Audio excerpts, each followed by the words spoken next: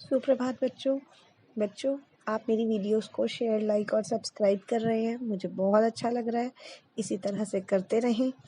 हम पढ़ रहे थे अपना पार्ट 2 वर्ण विचार, है ना। इसका आखिरी जो टॉपिक था वर्ण विच्छेद, वो हमने अपनी पिछली वीडियो में किया था, जिसमें हमने स्वर सहित शब्दों का, स्वर रहित शब्दों का और र के विभिन्न रूपों वाले जो शब्द थे, रेफ व पदेन रूप में जिस तरह से र का प्रयोग होता है, वो हमने किया था। उन शब्दों का वर्ण विच्छेद समझा था। आज हम करेंगे अनुस्वार व अनुनासिक वाले शब्दों का वर्ण विच्छेद। तो चलिए पहले करते हैं अनुस्वार वाले शब्दों का। तो बेटे देखिए, यहाँ मैंने कोने में एक छोटा सा टेबल सा बनाया है, जिसमें एक तरफ वर्ग है और एक तरफ पंचमाक्षर। आप जानते ही हैं कि वर्णमाला में 5 वर्ग होते हैं: क वर्ग, च वर्ग, ट वर्ग, त वर्ग और प वर्ग। ये इसी तरीके से लिखे जाते हैं, क च ट त प। इन दिनों आपको वर्णमाला याद करने के लिए बहुत समय है, आप आराम से वर्णमाला याद कर सकते हैं। ज़रूर करें, ये बहुत काम की चीज़ है। बिना वर्णमाला याद किए आप वर्ण विच्छेद नहीं कर पाएंगे। तो क च ट त प, हर वर्ग के अंदर 5 अक्षर होते हैं, आप जानते हैं। और हर वर्ग का जो 5वां अक्षर होता है उसे हम क्या कहते हैं? पंचमा अक्षर। जैसे क वर्ग का 5वां अक्षर है अंक, च वर्ग का य, ट वर्ग का अण, त का न और प वर्ग का म। ये हर वर्ग का 5वां अक्षर है, जिसे हम क्या कहते हैं? पंचमा अक्षर। आखिरी की जो मैंने 2 पंक्तियां लिखी हैं, य र ल व और श क्ष स ह, इनमें 4 शब्द अक्षर हैं। आप देखेंगे य र ल व 4 हैं और श क्ष स ह भी 4 है। इनका 5वां अक्षर नहीं है, इनका कोई पंचमा अक्षर नहीं होता। तो जब भी हम वर्ण विच्छेद करते हैं तो अनुस्वार के स्थान पर किसका प्रयोग करते हैं? अगर पहले जो 5 वर्ग हैं उनमें से अनुस्वार के बाद उनमें से कोई व्यंजन लिखा है, कोई अक्षर लिखा है, तो हम अनुस्वार की जगह पर उस वर्ग का पंचमाक्षर लगाएंगे।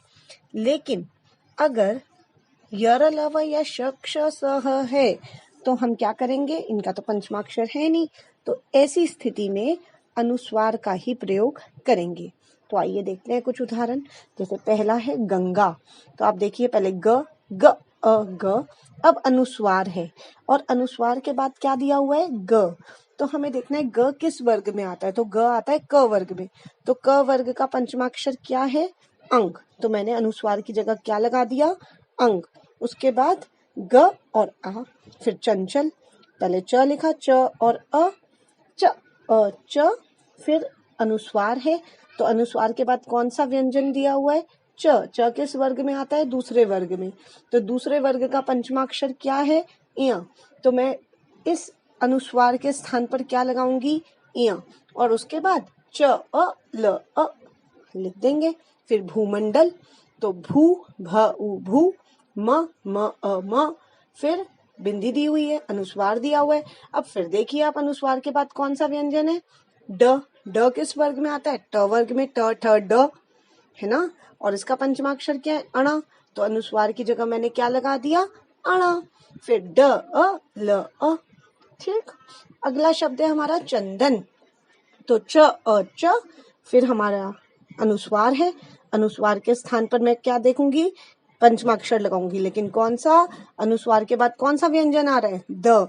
द किस वर्ग में आता है? द आता है त वर्ग में। त थ द, ध न, पंचमाक्षर क्या है? न। तो बिंदी के स्थान पर, अनुस्वार के स्थान पे न लगा दूंगी। फिर द अ न अ। संबंध, देखिए इसमें 2 बार अनुस्वार लगा हुआ है। तो पहले स लिखा, स अ स, फिर अनुस्वार है, तो अनुस्वार के बाद वाला व्यंजन देखिए ब। ब किस वर्ग में आता है? प वर्ग में। तो प वर्ग का पंचमाक्षर क्या है? म। तो अनुस्वार की जगह मैंने म लगा दिया। फिर ब अ ब, और फिर ब के बाद फिर अनुस्वार है, ब के ऊपर लगा हुआ है, तो उसके बाद वाले व्यंजन को देखिए ध। ध किस वर्ग में आता है? त वर्ग में। त थ द ध, है ना। पंचमाक्षर क्या है? न। तो इस ब के ऊपर जो अनुस्वार है उसका पंचमाक्षर लगाएंगे उसके स्थान पर, तो हमने लगा दिया न। फिर ध अ, हो गया। ये तो मैंने पांचों वर्ग का एक एक उदाहरण आपको दे दिया। अब अगला है संयम। अब आप देखिए स हो गया। अब अनुस्वार है स के ऊपर और उसके बाद दिया हुआ है य, देख रहे हैं आप, य। अब य का तो कोई पंचमाक्षर है ही नहीं, तो अब हम इस बिंदु के स्थान पर क्या लगाएंगे? तो अब ये अपने मूल रूप में ही लगेगा, यानी कि बिंदु के स्थान पर बिंदु ही लगेगा, अनुस्वार के स्थान पर और कुछ नहीं लगा सकते क्योंकि कोई पंचमाक्षर नहीं है। तो मैं इसी अ के ऊपर ठीक इसी तरीके से अनुस्वार लगा दूंगी, फिर य अ म अ। ठीक, इसके बाद आखिरी है हमारा संशय। इसमें भी आप देखेंगे स लिख दिया, स अ, फिर बिंदी है, अनुस्वार है, लेकिन अनुस्वार के बाद में श है। श का भी कोई पंचमाक्षर नहीं होता, 4 ही अक्षर है, श क्ष स ह। तो इसमें भी मैं क्या करूंगी? खाली अनुस्वार ही लगाऊंगी, बिंदी ही लगाऊंगी, फिर श अ य अ। ठीक, इस तरीके से सारे अनुस्वार वाले शब्द मैंने आपको एक एक करके उदाहरण रूप में दे दिए। अब हम करेंगे अनुनासिक का वर्ण विच्छेद। लेकिन इससे पहले हमें ना अंतर समझना जरूरी है, क्योंकि बहुत से बच्चों को लगता है कि अनुस्वार और अनुनासिक में ज्यादा कोई अंतर नहीं है। अनुस्वार में एक बिंदी होती है और अनुनासिक में चंद्र बिंदु, लेकिन बेटे इसमें बहुत अंतर है। देखिए यहाँ मैंने 2 शब्द लिखे हैं, एक लिखा है हस, एक लिखा है हंस। हस का मतलब होता है हंसना और हंस का मतलब होता है एक विशेष पक्षी, है ना, आप जानते हैं हंस एक पक्षी है। तो अगर ये बिंदी की जगह चंद्र बिंदी लगा दूं, मैं कहूं मुझे हंसना पसंद है, तो वो गलत हो जाएगा। मुझे हंस पक्षी अच्छा लगता है, मुझे हंस पक्षी, तो बिंदी और चंद्र बिंदी की अगर मैं हेर फेर कर दूंगी, बिंदी के स्थान पे चंद्र बिंदु, अनुनासिक के स्थान पे अनुस्वार, अनुस्वार के स्थान पर अनुनासिक, तो अर्थ बिल्कुल बदल जाएगा। तो इन दोनों में अंतर को समझना बहुत जरूरी है। अब देखते हैं चंद्र बिंदु क्या है। तो देखिए चंद्र बिंदु के जब हम वर्ण विच्छेद करते हैं ना, तो 2 चिन्ह होते हैं। कई स्थानों पर तो हम केवल चंद्र बिंदी लगाते हैं, लेकिन कई स्थानों पर हम चंद्र बिंदु के स्थान पर बिंदु लगाते हैं। अब कब चंद्र बिंदु लगता है और कब बिंदु, ये समझना जरूरी है। तो देखिए चंद्र बिंदु हम तब लगाते हैं जब शिरोरेखा के ऊपर, शिरोरेखा क्या होती है? शिरोरेखा होती है किसी शब्द को लिखते हैं तो उसके ऊपर एक हम रेखा खींचते हैं, एक सीधी रेखा खींचते हैं, है ना। तो वो जो रेखा है, जो स्लैंटिंग लाइन है, जब हम वो खींचते हैं उस स्लैंटिंग लाइन को शिरोरेखा बोलते हैं। तो शिरोरेखा के ऊपर अगर कोई मात्रा नहीं है तो लगेगा चंद्र बिंदु, लेकिन अगर शिरोरेखा के ऊपर बिंदु है, कोई मात्रा है, बिंदु नहीं, अगर कोई मात्रा है तो उस पर लगेगी बिंदु। बिंदु का मतलब ये नहीं है कि वो अनुस्वार है, ठीक है। अगर, क्योंकि मैंने आपको बताया था जब मैंने अनुनासिक पढ़ाया था कि जगह की कमी के कारण हम वहां पर चंद्र बिंदु नहीं लगाते, मात्रा के ऊपर बिंदी लगा देते हैं, लेकिन वो बिंदी अनुनासिक की ही है, चंद्र बिंदु की ही है।